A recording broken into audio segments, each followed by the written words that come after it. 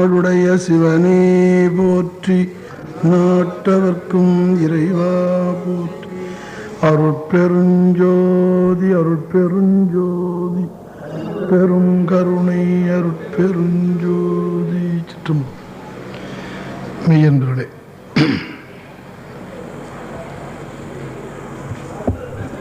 இறைவன் திருவுருள் துணையோடு அன்பர்களின் ஆர்வம் மிகுதியோடு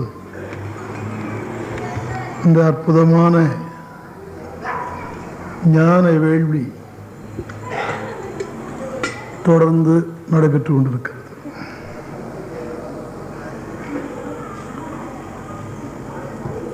இந்த ஞான வேள்வியை பயன் கொள்ளுகிற வகையிலே அன்பர்கள் நாளும் கூடி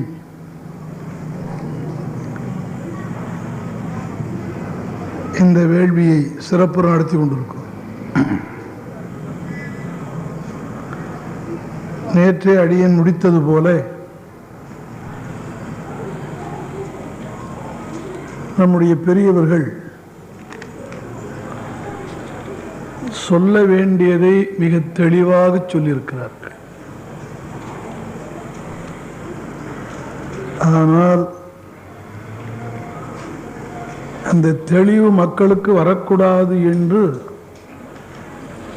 எண்ணுகின்ற சிலர் அதை குழப்பி விடுவது காலங்கள் தோறும் உண்டு.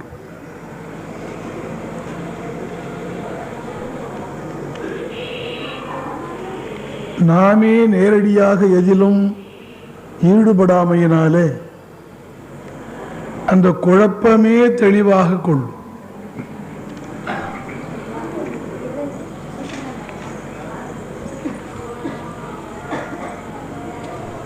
அதனால சிலவற்றை நம்முடைய நெஞ்சம் அறிவதில்லை. ஒரு சின்ன உதாரணம் சொன்னால் உங்களுக்கு ஓரளவுக்கு விளங்கும். நல்ல சுவையாக சமைத்து தருகின்ற ஒரு சிற்றுண்டி சாலை இருந்தது என்று வைத்துக் கொள்ளும், அல்லது பேருண்டி சாலை. நமக்குள்ளே ஒரு எண்ணம் வந்தது, இது உடிப்பு ஹோட்டல் ரொம்ப நல்லா இருக்கும்,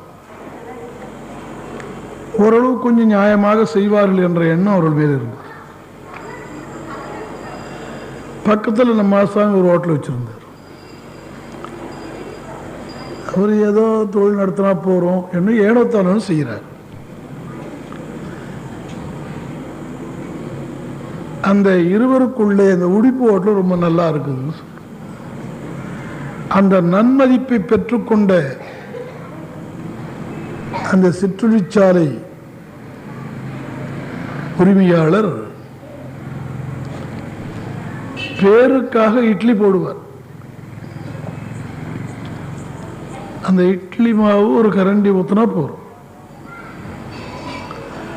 அந்த மாவையே கொஞ்ச நேரம் பொறுத்து இட்லி ஆகி போச்சுன்னு, என்ன சுவையாக சமைத்து விட்டார் என்ற பெயரை வாங்கி விட்டார். அதே மாவை கல்லிலே போட்டு தேய்ச்சி எடுத்தா என்ன பேரு? தோசை. என்ன விலை? இட்லிக்கு விலை 1 ரூபா அல்லது 1.5 ரூபா. தோசைக்கு விலை எவ்வளோ தெரியாது, நான் போடுறது இல்லையா. 5 ரூபா 6 ரூபா. அப்ப இதுக்கும் அதுக்கும் என்ன வேற்றுமை என்று கேட்டால், அதை அப்படியே அவித்தார்கள், இப்படியே இந்த கல்லில் இட்டு இதை அவித்தார்கள். 1 ரூபாய் அல்லது 3/4 ரூபாய் தாங்க வேண்டிய மாவை 1.5 ரூபான்னு வித்தார். பரவாயில்லை, அந்த 3/4 ரூபாய் மாவே 5 ரூபாய் 6 ரூபாய் ஆகுது. பேருக்காக முதல்ல இட்லி போட்டு விட்டு பிறகு தோசையாக்கி விடும். இந்த இரண்டிலே எது நல்லது உடம்புக்கு? பேசாம போகணும்.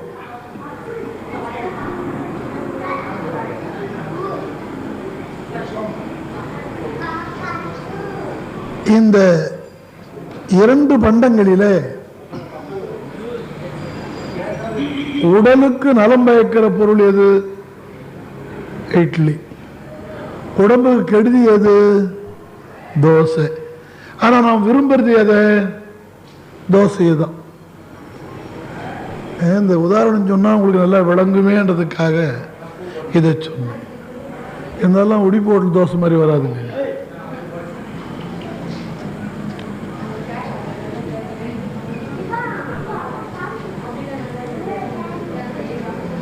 இந்த இரண்டையும் நாம் பார்ப்போம்.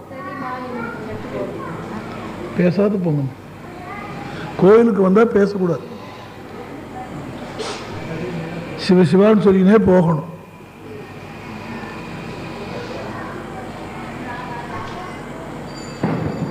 இந்த இரண்டில் எப்படி தோசை ஒரு மனிதன் விரும்பி செல்லுகிறானோ அது கொஞ்சம் சுவையா பக்கத்துல எல்லாம் வச்சுடுவோம். அதுபோல ஒரு காலத்தில் நீதி நெறிகளை போதிக்கின்றவர்கள் என்று சில பேர் இருந்தார்கள். 4 வகை பிரிவுகளாக வைத்து உண்பொருளை விளைவிக்கின்றவர்களை வேளாளர்கள் என்றும், அந்த உண்ணுகின்ற பொருளை எடுத்து சென்று ஆங்காங்கு பகிர்ந்து கொடுப்பாரை வணிகர்கள் என்றும், அந்த வணிகத்தை எந்த அளவுக்கு செம்மையாக செய்ய வேண்டும் என்று நீதி போதனைகள் செய்வர்களை அந்தணர்கள் என்றும், அது வழுவாமல் நாட்டில் நடைபெறுகிறதா என்று கண்காணித்து நடைபெற செய்வோனை அரசன் என்றும் பாகுபாடு செய்தார்கள். புரியுது இல்லையா?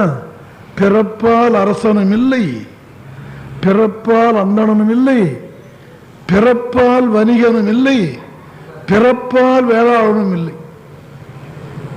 எதனாலே அப்படி 4 வகை வந்தது? செய்த தொழிலினாலே.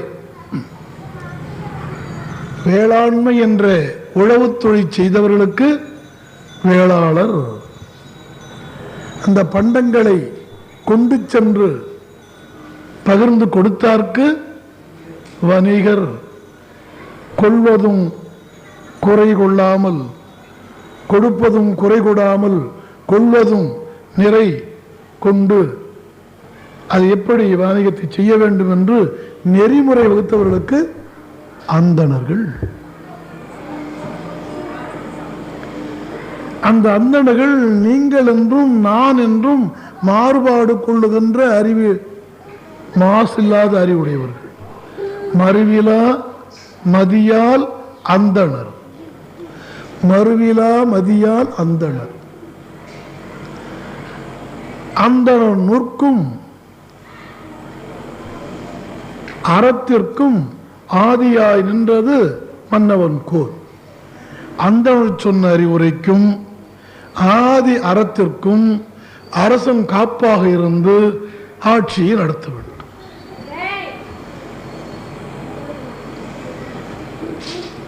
சரி, அரசன் நியாயமாக ஆட்சி நடத்துவான் என்று விட்ட காலம், நியாயங்களை சரியாக சீர்தூக்கி சொல்லுவார்கள் இவர்கள் என்று விட்ட காலம்,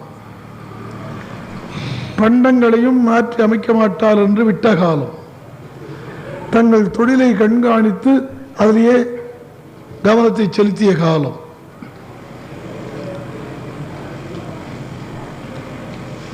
இதுல மேல் இருப்பவர்கள் யார், கீழே இருப்பவர்கள் யார் தெரியல. புறநாட்டிலே ஒரு வரி, நாற்பாருள்ளும் கீழ்பால் ஒருவன் கற்பின் மேல்பால் வருகையில். நாலாவது இடத்திலே உழவு தொழில் செய்து கொண்டிருக்கிற ஒருவன் வணிகம் படிக்கலாம், அந்தண்மை என்ற அறநூல் படிக்கலாம், ஆட்சி என்ற பொறுப்பை படிக்கலாம். அப்படி படித்தவள் யாராக இருந்தாலும் மேல் வருகை என்று அவரை அழைத்து அங்கே உட்காரிப்பார். இனம் காரணமாக அவர்களுக்கு அந்த இடத்தை வழங்கவில்லை. அந்த தொழிலில் திறத்தின் காரணமாக அந்த இடத்துல அவங்க வச்சார். அதில் அறநெறி சொல்வோரை நம்பிவிட்ட காலங்களிலே அந்த அறநெறியாளர்கள் இவர்கள் நடுநாயகமாக இருந்து சொல்லுவார்கள் என்று எல்லோரும் நம்பிய காலத்திலே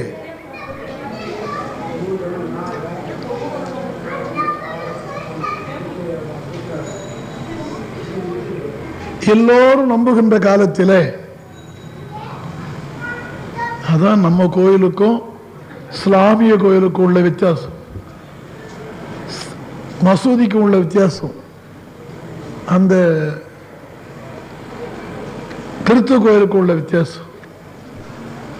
கிறிஸ்துவ கோயிலே பாதிரியார் எதையும் பேசினால் அது மட்டும் தான் கேட்டுட்டு இருப்பாங்க, யார் வந்தாலும் பேச மாட்டாங்க. நம்ம கோயிலில் அது கிடையாது. நாம் பாட்டுக்கு பேசுவோம், வரவங்களாம் பேசிட்டு இருப்பாங்க. ஏன்னா நம்ம பண்பாடு ரொம்ப உயர்ந்து போச்சு. நான் நினைக்கிறேன் நீங்கள்லாம் கிறிஸ்துவா மாறிடலாம். இப்படி ஒரு அநாகரிகமான போக்கு வளருவதை விட ஒரு நாகரிகத்தை எப்படியோ கட்டுப்பாட்டோடு வளர்க்கிறார். அவனை வரவேற்று நாம் அந்த மதத்திலே சேரலாம். அதான் இப்போ சேர்ந்துக்கிட்டே இருக்காங்க. தெரியுமா உங்களுக்கு? இந்த மதம் தேய்ந்து விட்டது காரணம் சில கட்டுப்பாடுகள் நம்ம இடத்துல இல்லை, சில பண்பாடுகள் நம்ம இடத்துல இல்லை. அதை சொல்லிக் கொடுக்கிற ஆச்சாரியன்மாரும் கோயிலிலே இல்லை. தட்டில் காசு விழுந்தா போதும், விளக்குக்கு எண்ணெய் வந்தா போதும், நீங்க எதனா பேசிக்கங்க, கோச்சக்கூடாது. ஏன்னா இங்க தலைவர் கோச்சக்கூடாது.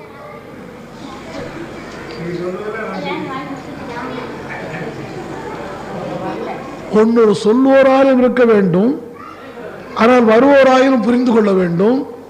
இரண்டுமே இல்லை.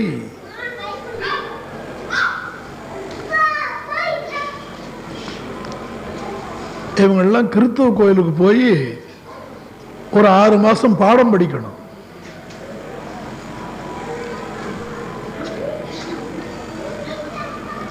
ஆறுவனாவலர் என்ற மிகப்பெரிய சைவ பெரியவர் இருந்தார். உங்களுக்கு ஏறக்குறைய தெரிந்திருக்கும். அவர் இல்லைன்னா சைவமே இல்லைன்னு சொல்லலாம்.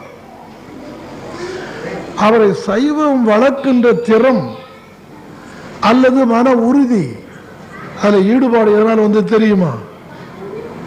சைவத்தில் இருந்து வரல. அவர் ஈழத்தில் இருக்கிற வரையிலும் அவருக்கு அந்த உறுதி வரல. சென்னைக்கு வந்தார். மின்ட்டு தெருவில் கடைசியில் ஒரு அச்சகத்தை வைத்தார், நூலெல்லாம் பதிப்பித்தார். அப்பொழுது கிறிஸ்துவர் அவரை அணுகி, ஐயா,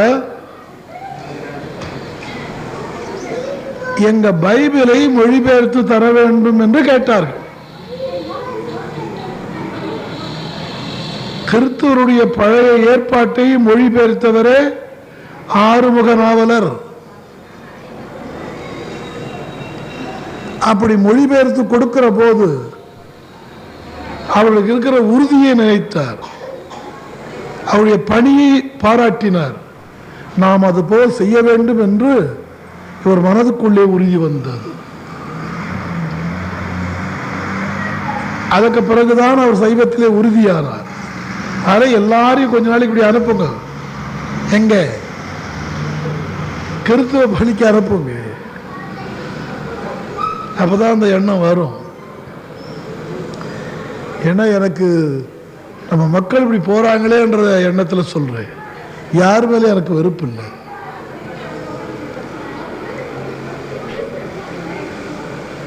இந்த நாள் வகையில் யாரேனும் ஒரு அந்த தகுதியை பெற்றால் அங்கே வருகை என சொல்லுவார்கள். அப்படி நம்பியது அந்தணர்களையும் நாம் ஒரு காலத்தில் நம்பினோம். அறிவுடையவர்கள் நியாயமாக இருப்பார்கள் என்று. அந்த அறிவுடையவர்கள் என்ன செய்தார்கள்? 2-3 நியாயங்களை சொன்னார்கள். அதற்கு பிறகு தன் ஆசாபாசங்களிலே கலந்தார்கள், குழப்பத்தை உண்டாக்கினார்கள். உடிப்பு ஹோட்டலுக்கார மாதிரி. புரிஞ்சுதா? அதுதான் முதல்ல அது கையை சொன்னேன். 2-3 நியாயங்களை இட்லி போடுறது மாதிரி போட்டுட்டு அதையே தோசையாக்கி குழப்பத்தை உண்டாக்கினார்கள். அந்த குழப்பம் நமக்கு சுவையாக இருந்தது. எப்பவுமே குழப்பம் சுவையா இருக்கும். அசல் நகையை விட கில்ட் நகர் எல்லாம் மின்னும். போலிகளுக்கு எப்பொழுதுமே வரவேற்பு உண்டு. அப்படி செய்துவிட்ட காரணத்தாலே நாம் குழம்பி விட்டோம். மீண்டும் தெளிவை உண்டாக்கணும் ரொம்ப நாள் ஆகும் போல இருக்கு. ரொம்ப நாள் ஆகும் போல இருக்கு.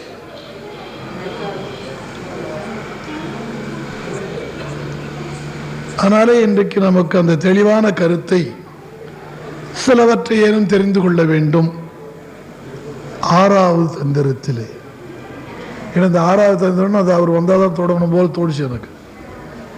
அவர் வந்தார் 6வது தந்திரம். நான் உங்களுக்கெல்லாம் சொல்லுவது என்ன தெரியுமா? 1.5 மணி நேரம் நீங்க கேட்கறதுல எனக்கு ஒன்றும் ஆச்சரியம் இல்லை. நீங்க இருந்து போற போது புதிதாக ஏதேனும் 2 கருத்தை உங்களுடைய மனதிலே நிறுத்தி கொண்டு போனால் இந்த 1.5 மணி நேரம் நான் சொல்லுவதுடைய பயன் உண்டு. இப்படி கேட்க வேண்டும் என்று விரும்பி ஏற்பாடு செய்தாரே அந்த பெரியாருக்கு மன நிறைவு உண்டு. பரவாயில்ல, கேட்டவர்களையும் 2 கருத்தாயிலும் அதில் தெளிவாக கொண்டார்கள் என்ற மன நிம்மதி அவர்களுக்கு ஏற்படும். எனக்கு கிடைக்க போகிற காசு பணத்தை விட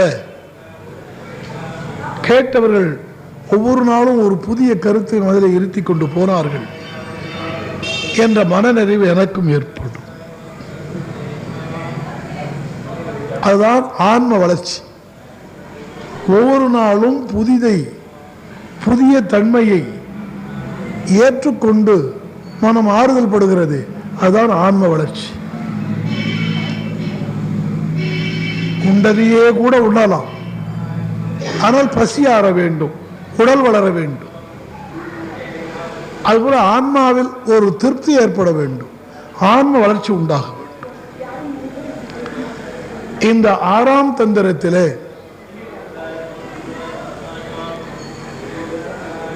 நமக்கு என்ன தெளிவினை சொல்லுகிறார்?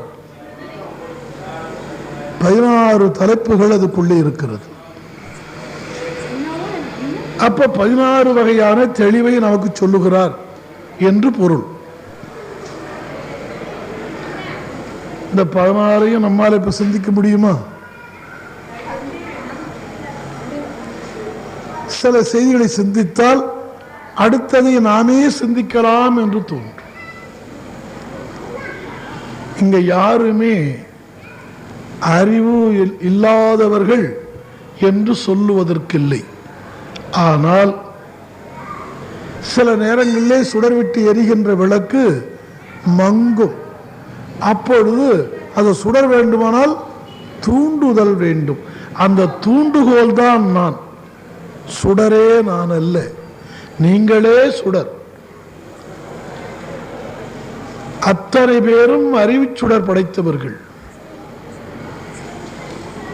நீண்ட நேரம் எரிந்து கொண்டிருக்கிற போது அந்த வத்தியிலே சிட்டம் கட்டி கொஞ்சம் மங்கும்.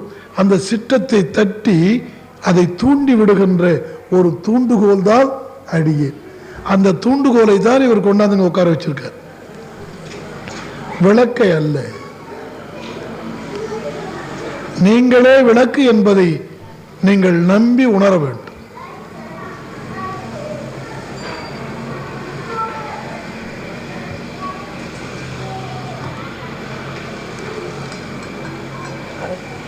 நீங்கள் விளக்கு என்பதை நீங்களே புரிந்து கொண்டால் சுடர் விட வாய்ப்பு இருக்கிறது. என்னை விளக்கென்று நீங்கள் எண்ணிவிட்டால் நான் எழுந்து போன உடனே நீங்க இருளாயிடுவீங்க. புரியுது இல்லையா? அதிலே பேச்சாளர்களோ கருத்தை சொல்லுபவர்களோ விளக்காக முடியாது, விளக்குவோராக இருக்க முடியும். தன்னிலையிலே அவர்கள் விளக்கு, உங்களுக்கு விளக்குவோர். இதெல்லாம் ஒன்றும் தெளிவா புரியாதில்லை. என் அளவிலே நான் விளக்கு, உங்களுக்கு நான் யார்? விளக்குவோம், தூண்டுவோம். உங்கள் அளவிலே நீங்களே விளக்கு, தூண்டினால் சுடர் விடுவீர்கள்.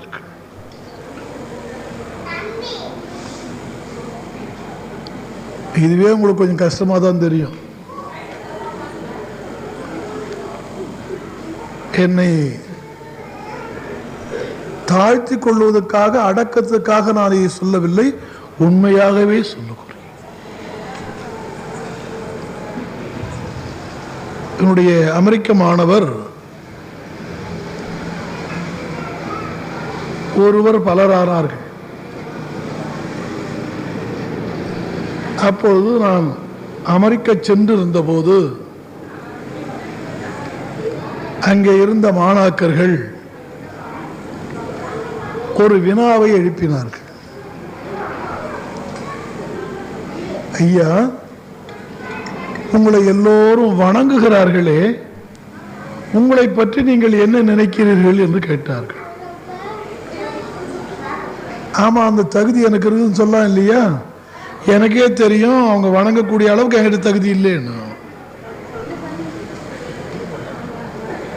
அந்த உண்மையை உணர்ந்ததால நான் சொன்னேன், அவர் சிறந்த ஞானிகள், அவர்கள் எனக்கு தகுதி இல்லை என்றாலும் வணங்கும் தகுதி அவர்கள் பெற்றிருக்கிறார்கள், எனக்கு தகுதி இல்லை. எதுபோல் தெரியுமா? ஒரு மண்ணை குயவன் கொண்டு வந்தான், அது சாதாரண களிமண், அதை பானையாக்கி அதுக்கு ஒரு மதிப்பை உண்டாக்கினான். அவன் நல்ல கலைஞன். களிமண்ணை பானையாக்கிய கலைஞன் வேறு, களிமண் வேறு. நான் களிமண், அவர்கள் நல்ல கலைஞர்கள், என்னை பானையாக்கி பார்க்கிறார்கள், எனக்கு மதிப்பு உண்டாக்குறார்கள். அவர்கள் நல்ல தச்சன். ஒரு மரத்துண்டை எடுத்து அழகான பொம்மை செய்து ஒரு பெரிய மதிப்பீட்டை உண்டாக்கு. நான் ஒரு மரத்துண்டு, அவர்கள் அழகாக பொம்மை செய்கின்ற கலைஞர்கள், அதை பொம்மையாக்கி அதுக்கு ஒரு மரியாதையை, விலையை உண்டாக்கினார்கள். ஆனால் மரத்துண்டு, நான் வெறும் களிமண், எனக்கு எந்த தகுதியும் கிடையாது. அவர்கள் ஒரு அரை மணி நேரம் யாரும் பேசல. உங்களை பலராக ஞானி என்றும் யோகி என்றும் சாமிகள் என்றும் பேசுறாங்களே, அதெல்லாம் அவங்களுடைய தகுதினால பேசுறாங்க, அதெல்லாம் எனக்கு கிடையாது. அந்த கல்லுக்கு எந்த தகுதியும் இல்லை, வந்து வணங்குவோர் அதை கடவுள் என்றார்கள். அதனால் அதுக்கு ஒரு சாநித்தியம் வரலாம். அப்படி என்னை பாராட்டுகின்றவர்கள் தகுதி உடையவர்கள், நான் வெறும் கல் சிலை.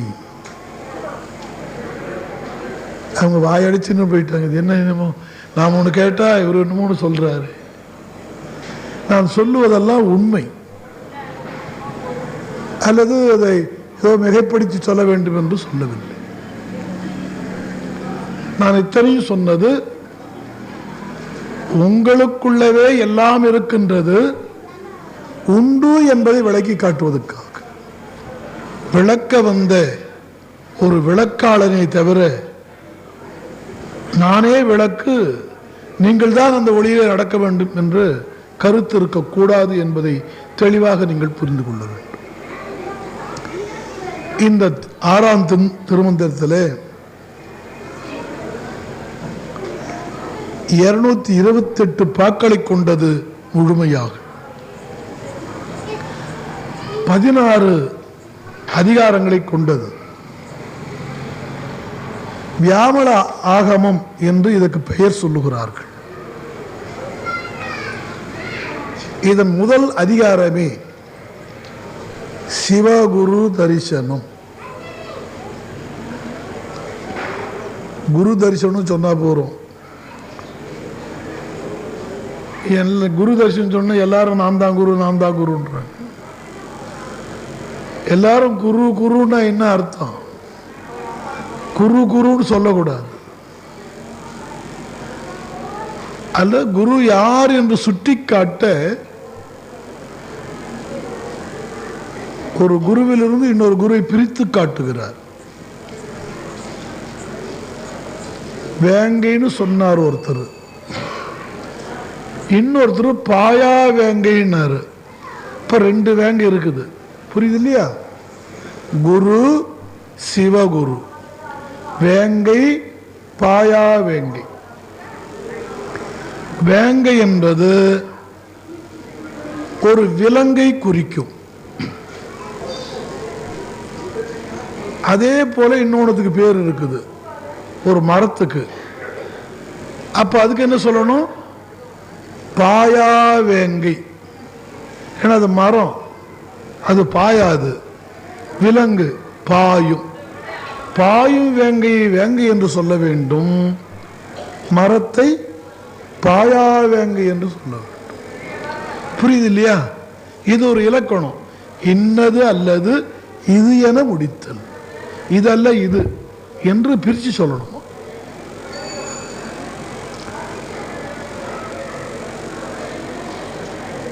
மலை என்று இருக்கிறது, இன்னொன்னுக்கும் மலைன்னு பேரு. மலைன்னு 2 சொல்லலாம். யானைக்கும் மலைன்னு பேரு, மலைக்கும் மலைன்னு பேரு. இப்போ 2 மலைன்னா புரிஞ்சிக்க மாட்டாங்க இல்லையா? கைமலை, புரிஞ்சுதா? எதுக்கு கைமலைன்னு பேரு? யானைக்கு கைமலை. ஏன்? துருவி கையை உடையது. கைமலை என்றால் யானை என்று அர்த்தம், மலை என்றால் இதுன்னு அர்த்தம். இதல்ல இது என்று சொல்வதற்கு ஒரு அடைமொழியை கூட சொல்ல வேண்டும். ஐயா, நம்மை ஆட்கொள்ளுகின்ற குரு இந்த குரு அல்ல, சிவகுரு. குருவை 2ஆக்கி சிவகுரு என்று சொல்வதற்காக பிரித்து சொல்லுகிறார். இத்தனை உதாரணம் ஏன் காட்டணும் தெரியுமா? இலக்கணமும் உங்களுக்கு தெரியணும். இதல்ல இது என்ற இன்னது அல்லது இது என முடித்தல். இலக்கணம் ரொம்ப கஷ்டமானது கிடையாது, ரொம்ப சுலபமானது. அப்படி புரிந்து கொள்ளும் வகையிலே இந்த தலைப்புகளை அமைத்து நமக்கு சொல்லுகிறார்.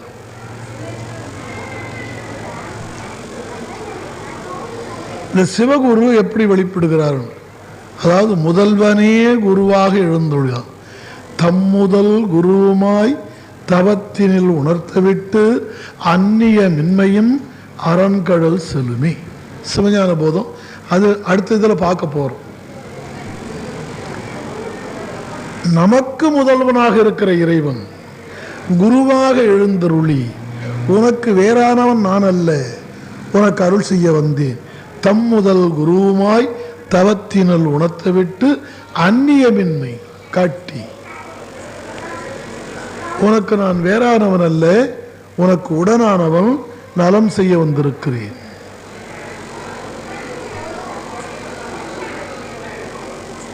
தவத்தின் உணர்த்த விட்டு அந்நிய மின்மையின் அரண்கடல் செலுமி. அவன் திருவடியை சென்று அடைவதற்கு அவனே வழிகாட்டியாக, அவனைதான் சிவகுரு என்று திருமூலர் நமக்கு சுட்டி காட்டுகிறார். அந்த முதல் பாடல்ல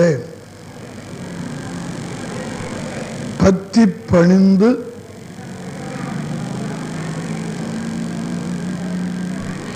பரவும் அடி நல்கி, பக்தி பணிந்து பரவும் அடி நல்கி, சுத்த உரையால் துரிசர சோதித்து, சத்தும் அசத்தும் சதசத்தும் காட்டலால் சித்தம் இறையே சிவகுரு ஆமே.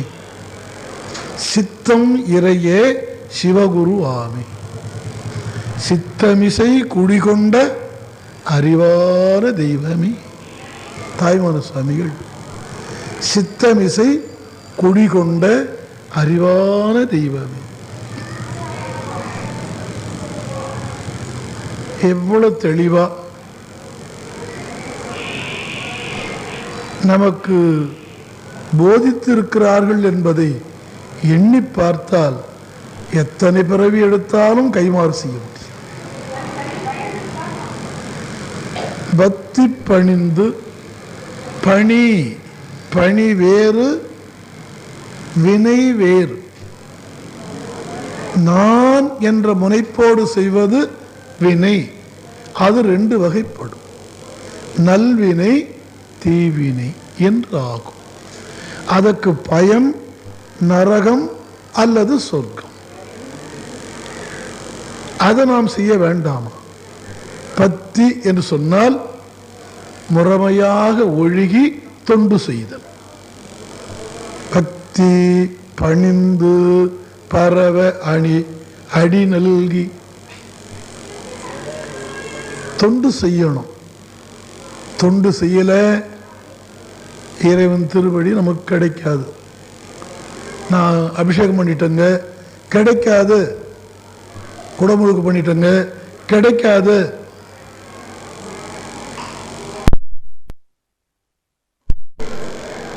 பஞ்சாமிர்தா கிடைக்காது. என்ன இவ்வளவு மோசமா சொல்றீங்களே? நான் சொன்னா பரவாயில்ல, திருமூலர் தானே சொல்றாரு.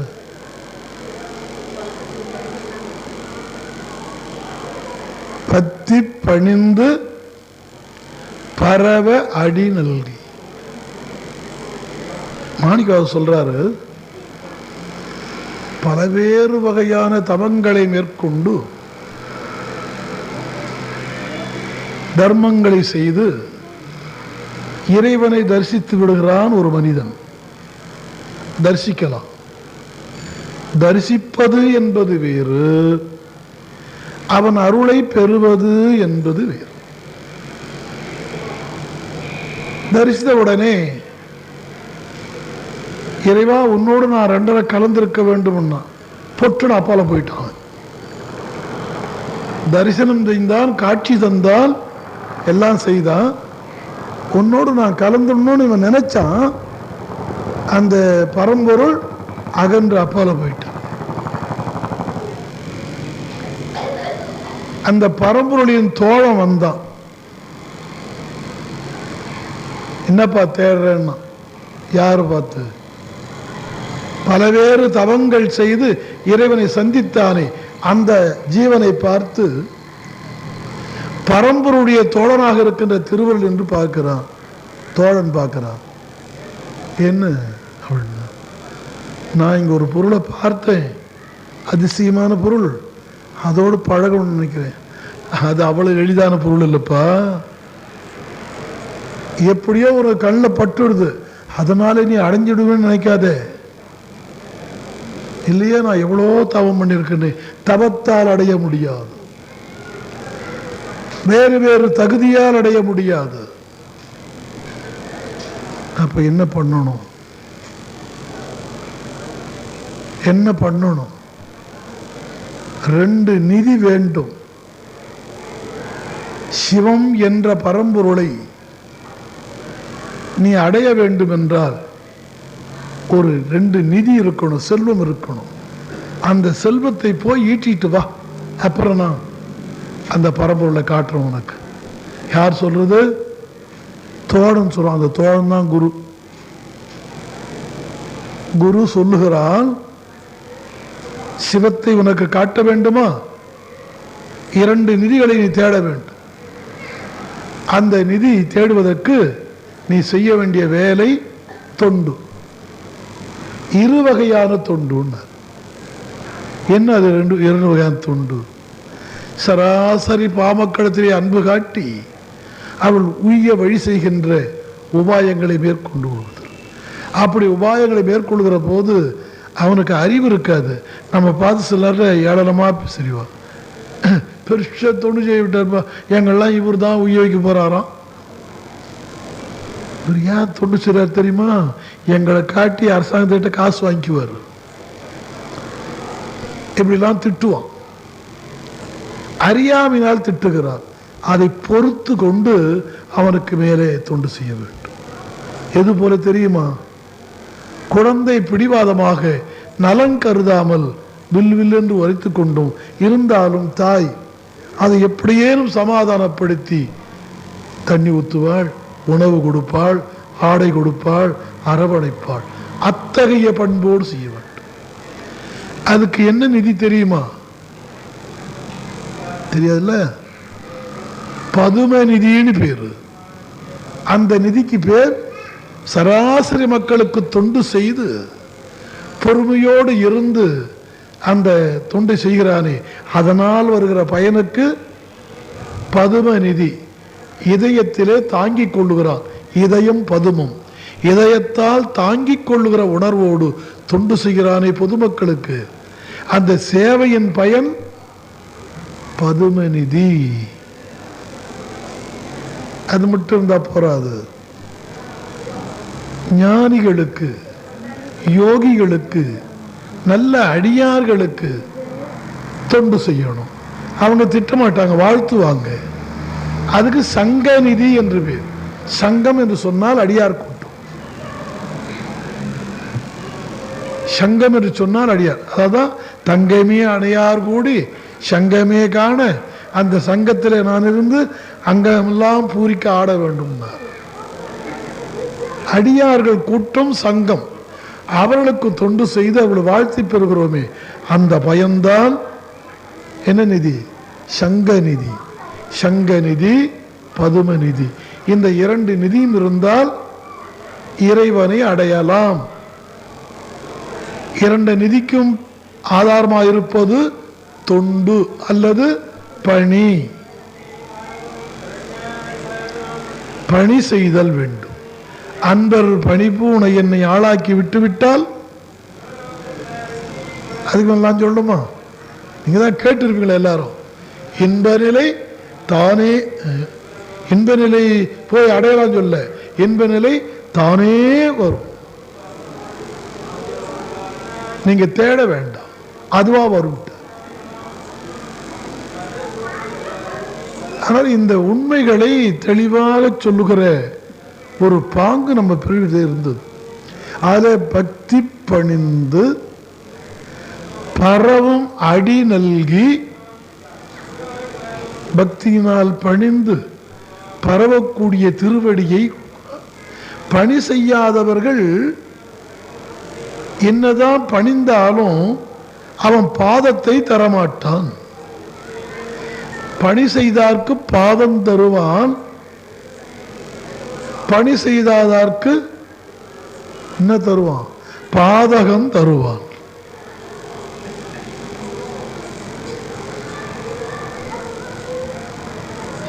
அதை சுட்டி காட்டிவிட்டு அப்படி அடியை நல்கி திருவடியை தொட்டு வணங்குகிற ஒரு தகுதியை இந்த ஜீவனை பெறச் செய்து, அதற்கு பிறகுதான் சுத்த உரையால் துரிசர சோதித்து சுத்த உரையினர். இதுக்கெல்லாம் ஒவ்வொரு நூல் எழுதி போடலாம்.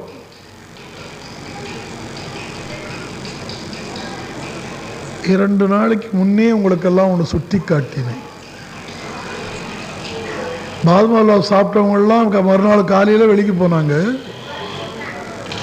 தொட முடியல. திருமுறையை படித்தவங்களெல்லாம் சொல்லிட்டா அது உயர்ந்த உரை ஆகாது. அவன் பசுவாக இருந்தால்தான் அதை சாணமாக இட முடியும். திருமுறையெல்லாம் படிச்சிருக்காருங்க அவரு. ஐயா அவர் பாகவத சாப்பிட்டாரு, மறுநாள் வெளியிட்ட போது கையில தொட முடியல. வெளியே போன போது சாப்பிட்டவரே கையில தொட மாட்டாரு. அவருக்கே தெரியும், திருமுறை படிச்சவருக்கே தெரியும் நாம் சொல்றதெல்லாம் சுத்தம் இல்லைன்னு. அது இந்த உண்மையை தெரிந்து கொள்வதே நமக்கு ஒரு பெரிய அறிவு, பெரிய ஞானம். சுத்த உரையால், சுத்த உரைன்னா என்னங்க அது எங்களுக்கு தெரியல.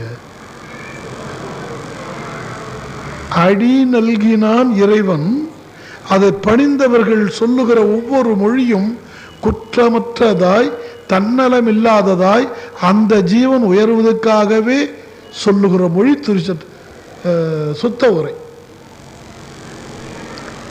இதை திருக்குறளாலே சொன்னா, ஈரம் அலை படிறு இலவாம், அன்பு நிறைந்திருக்கும் குற்றம் அற்றிருக்கும். ஈரம் அன்பு, ஈரம் மழை படிறு இலவாம். யார் சொல்றது? செம்பொருள் கண்டார் வாய்ச்சொல். செம்பொருள் திருவடி. செம்பொருள் துணிவே சீருடை கடலே சிவபெருமானே. மாணிக்க வாசகர் அந்த சிவபெருமானை எப்படி அழைக்கிறாங்க? செம்பொருள் துணிவே சீருடை கடலே சிவபெருமானே. அந்த திருவடிக்கு செம்பொருள் என்றும் பேர், சிவம் என்றும் பேர். எப்படி தெளிவா சொல்றாங்கன்னு பாருங்க. திருவள்ளுவரும் அதையே சொல்லுகிறார். அப்படி குற்றமற்றதாய் அன்பு நிறைந்ததாய் சிறிது கூட தன்னலம் இல்லாமல் சொல்றதுக்கு தான் சுத்த உரை. சுத்த உரையால் என்ன செய்வாங்க? துரிசர சோதித்து ஆன்ம மலம், ஆணவ மலமாகிய உள்ளிருக்கிற மூல மலங்கள் அருமாறு துரிசு அருமாறு சொல்லுவார்கள். சுத்த உரையால் துரிசு அரும். எல்லாரும் சொன்னா நம்முடைய மனம் தெளிவடையாது. துரிசற்றவள் சொன்னால் மனம் தெளிவடையும். தெளிவடையிலன்னு வச்சுக்க, நல்லதுதான் சொல்றாங்க, அது கேட்க வேண்டியது தான். அப்படி ஒரு உணர்ச்சி உண்டாக்கும். அப்படி கொஞ்ச நாள் போனா துரிசற்றுடும். துரிசற்றாருடைய மொழி எப்படி இருக்கும் தெரியுமா? கேட்டாரை பிணிக்கும், கேளாரும் விரும்புமாறு செய்யும். கேட்டா, இங்க சில பேர் திராவிட கழகத்தார வந்திருக்கிறாங்க, தெரியுமா உங்களுக்கு? பகுத்தறிவு கொள்கை தான் எங்களுடைய உயர்ந்த கொள்கை என்று சொல்லுற அன்புள்ள வர்றாங்க. அவங்களாம் நான் சுட்டி காட்டக்கூடாது. ஏன் வராங்க தெரியுமா? தேமொழியார் சொல்ற ஒரு சுத்தமா இருக்கும், அது கேட்கலாம். பெரிய மகா பக்தி அவர்கிட்ட நான் பெற போறோன்னு கூட வரல.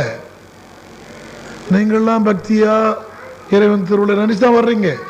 ஆனா அந்த அன்பர்கள் கேட்டார், நீங்க கேட்கணும்னு விருப்பம் உடையவங்க, உங்களை பிணிக்கும். கேட்டார் பிணிக்கும் தகையவாய், கேட்கின்ற உங்களை கேட்க வேண்டும் என்ற விருப்பம் உடைய உங்களுடைய ஆத்ம பிணியை அகற்றும் மருந்தாய் அமையும். கேளாரும் சும்மா இதெல்லாம் பிணி, நல்ல வார்த்தை கேட்க அவங்களுக்கு கேளாரும் வேட்ப விரும்புமாறு மொழிவதுன்னார். அதான் சுத்த உரை. கேளாதவர்களும் விரும்பணும், கேட்பவருடைய பிணியும் தீர்க்கணும். அப்படிப்பட்ட சுத்த உரையை சொல்லுவார். யார் சொல்லுவார்? திருவடியை கண்டார் சொல்லுவார். அவர் என்ன செய்வார்? தொண்டு செய்வார். தொண்டு தன்னலமற்றது. இன்னைக்கு நான் ஒற்றை பேசிட்டு இருந்தேன். என்னையா பற்று இருக்கக்கூடாதுன்றீங்களே, பற்று வேறு அன்பு வேறுன்னு சொல்றீங்களே, அதுக்கு என்ன வித்தியாசம்னு கேட்டாங்க. நிறைய நூல் படிக்கிறாங்க, வித்தியாசம் என்னன்னு கேட்டாங்க. என் மனைவி என் மேல அன்பா இருக்கிறது வேற, என் மேல பற்றா இருக்கிறது வேற. அன்பா இருக்கணும், நீங்களாம் என்கிட்ட அன்பா இருக்கணும், பற்றா இருக்கவே கூடாது. என்கிட்ட அன்பா இருக்கிறது தப்பு இல்லை, என்கிட்ட பற்றா இருக்கக்கூடாது, அதான் தப்பு. பற்றுக்கும் அன்புக்கும் உள்ள வேறுபாடு நீங்க தெரிஞ்சுக்கணும் இல்லையா? ஒன்னு சொல்றேன். அன்பின்மைதான் பற்று, பற்றற்ற இடம் அன்பு. அவ்வளவு சொன்ன புரியாதுல்ல? அன்புடையார் எல்லாம் பிறர்க்குரிய, அன்பிலார் எல்லாம் தமக்குரிய. அன்பில்லாதவங்க ஆசையுடையவங்க, ஆசையுடையவங்க எல்லாத்தையும் எடுத்து வச்சுக்குவாங்க மடியில. அன்புடையவங்க அப்புறம் பார்த்துக்கலாங்க, கொடுங்க. தனக்கு இல்லை என்றாலும் பிறருக்கென வழங்கி விடுவார்கள். இது அன்பின் அடையாளம். வட சொல்ற இடத்துல புட்டு புட்டு போட்டுக்கிட்டே இருந்தா நல்லாகுது நல்லாகுதுன்னு இவங்க புட்டு போட்டுக்கலான்னு சொல்ல, சொல்றவங்களை பத்தி சொன்னேன். ரொம்ப நல்லா இருக்குது வடை, நல்லா இருக்குன்னு தெரிஞ்ச உடனே இல்லை இல்லை அவர் வந்து சாப்பிட்டோம், குழந்தைங்க வந்து சாப்பிட்டோம், அப்பா அம்மா சாப்பிட்டோம், அவங்களாம் சாப்பிட்டு கடைசியாக நான் சொல்றேன். சுவையா இருக்கிறது என்று தெரிந்த உடனே அதை பிறருக்கென வழங்கி விடுவது அன்பு. சுவையென்று தெரிந்த உடனே புட்டு புட்டு சூடா போட்டுக்கிட்டு எஞ்சி இருக்கிறத வச்சு